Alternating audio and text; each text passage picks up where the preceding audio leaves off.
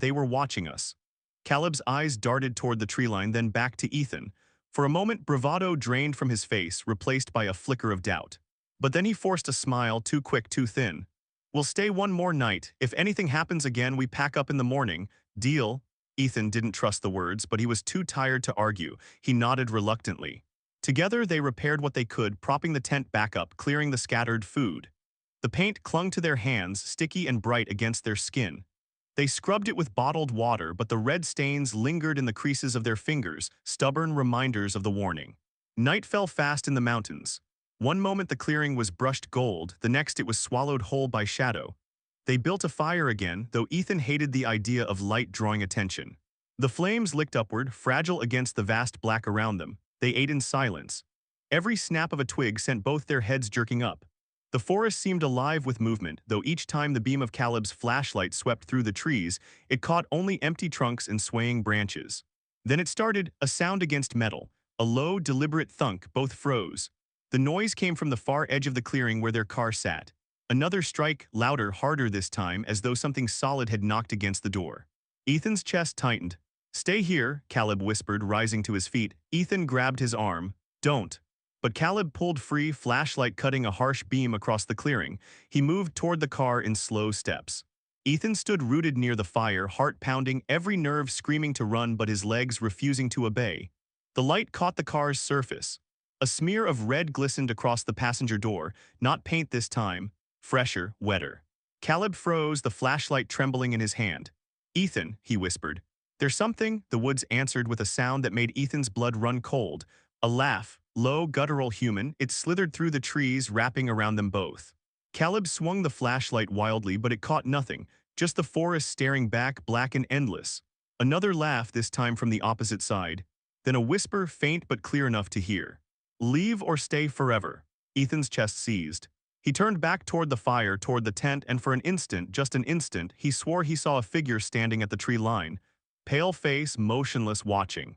The beam of Caleb's light swung back and it was gone. But the message was clear, they weren't alone. And whoever had left that warning on their tent was still out there, waiting. The fire was dying.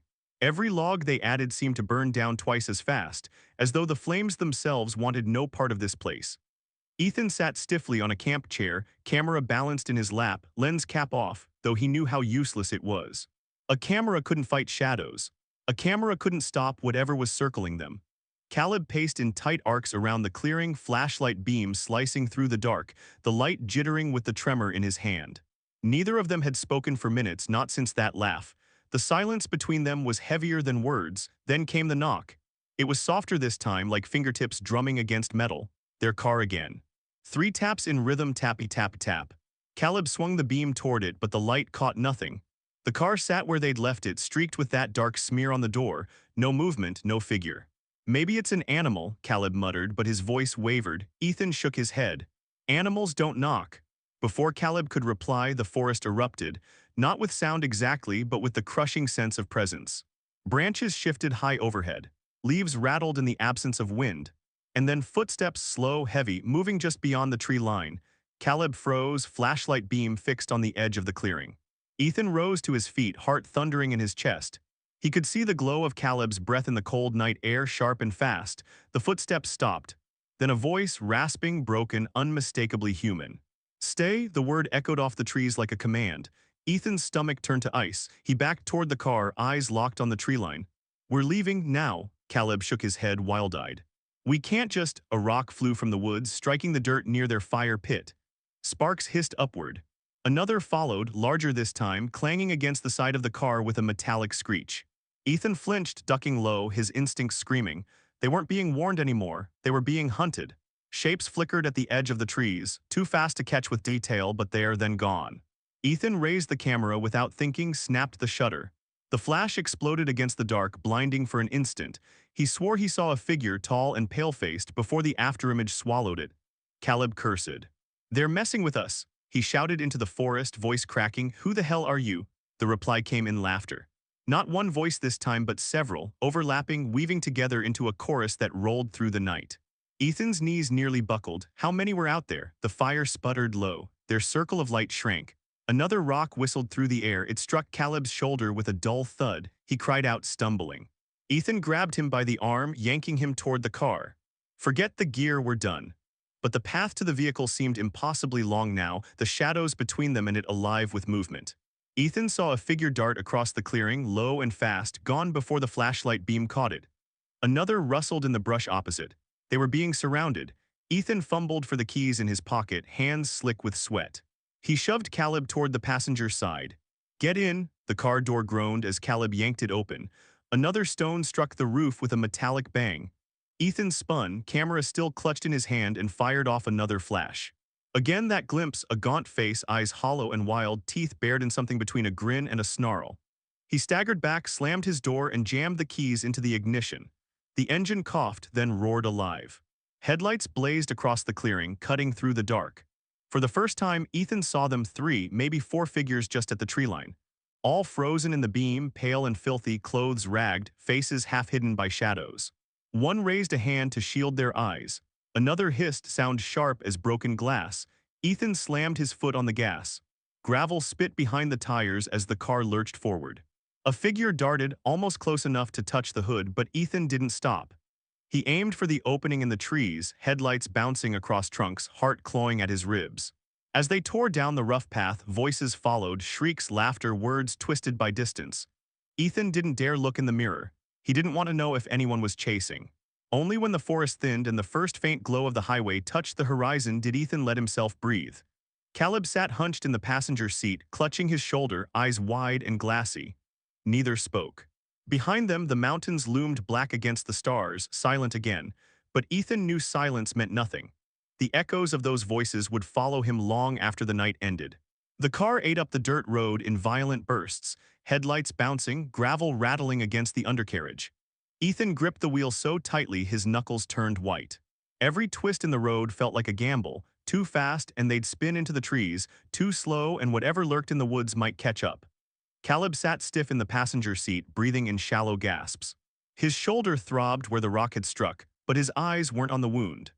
They were locked on the side mirror, pupils wide, as if expecting figures to leap into the beam of red taillights at any second.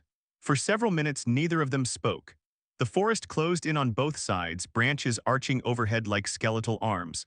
The laughter that had chased them seemed to linger, tangled in the roar of the engine, woven into the hiss of tires over gravel.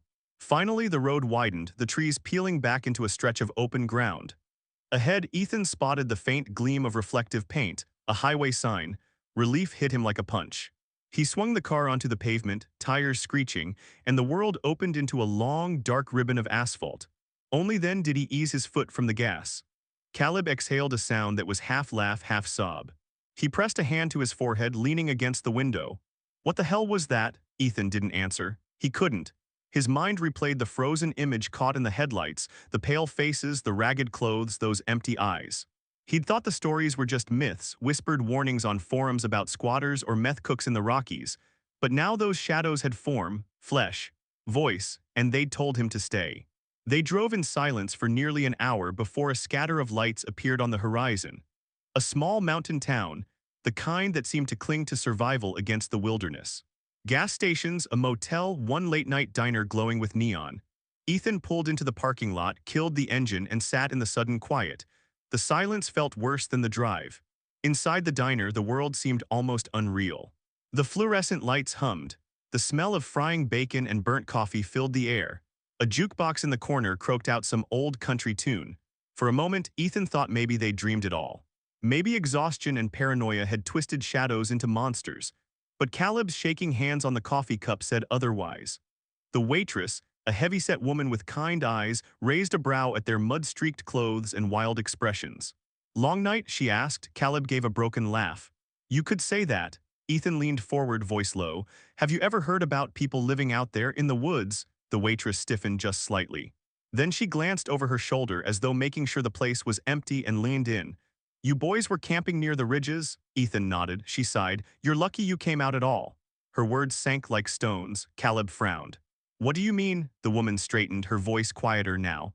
Lot of things in those mountains that don't like company. Some of them are just desperate folk, cooks, drifters, folks with nowhere else to go. But there are others, she hesitated. People say they've gone feral, whole families been out there for decades. They don't come into town, don't want nothing to do with civilization. But if you stumble into their ground, she shook her head. They'll make sure you don't stay long.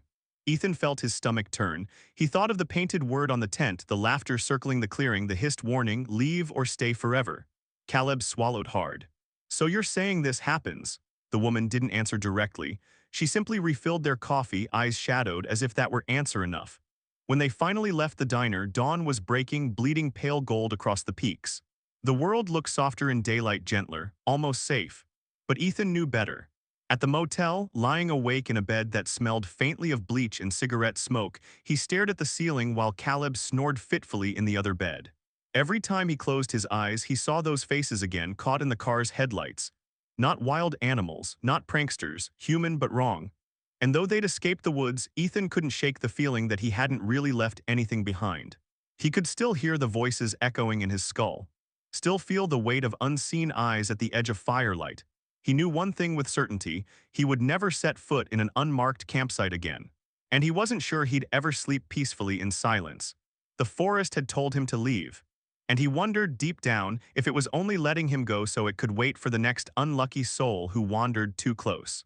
Years have passed since that night in the Rockies, but Ethan still carries the weight of it like a scar no one can see. He doesn't camp anymore, not the way he used to. He tells friends he prefers the comfort of cabins, or that city life has dulled his taste for wilderness, but the truth is simpler.